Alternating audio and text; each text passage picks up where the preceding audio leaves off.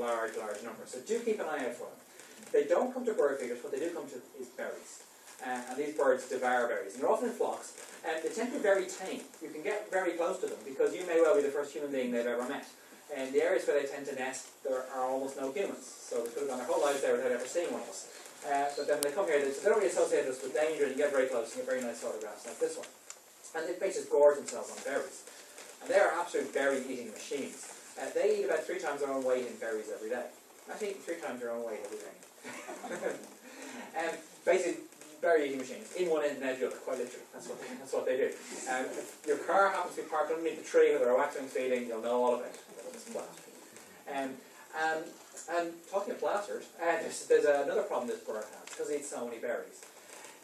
Berries, over the course of winter, they freeze and then thaw. They have sugar in them, and that sugar ferments. And if you're a bird like a blackbird or a robin, you eat a few berries, but then you eat some seed or you eat a worm, the effect isn't too bad. If you eat nothing but berries, and eat 3 times your own weight in berries every day, but if those berries have alcohol in them, you've got a bit of a problem. And they do sometimes quite literally get plastered. We have records, people see them actually literally falling out of the tree, or clumsily crashing into windows, even allowing people to come over and pick them up.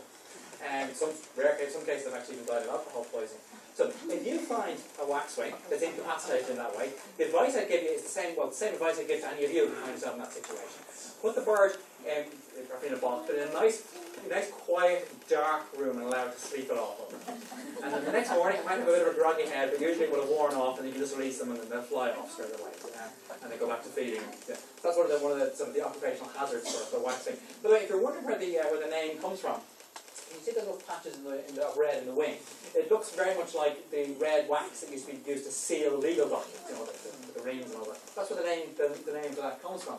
Whenever I go to schools, however, the kids always call this one the Jedward bird, because they have this crest on the front of the red. This is the Jedward bird in lots of schools. Absolutely beautiful bird. This is the year to try and see them, because it might be another 4 or 5 years before we have another influx. So do keep an eye out. We get word out through Bird of Town branches and sometimes there's events to see them. Also on our website and through our email newsletter, we often would mention where these birds are. So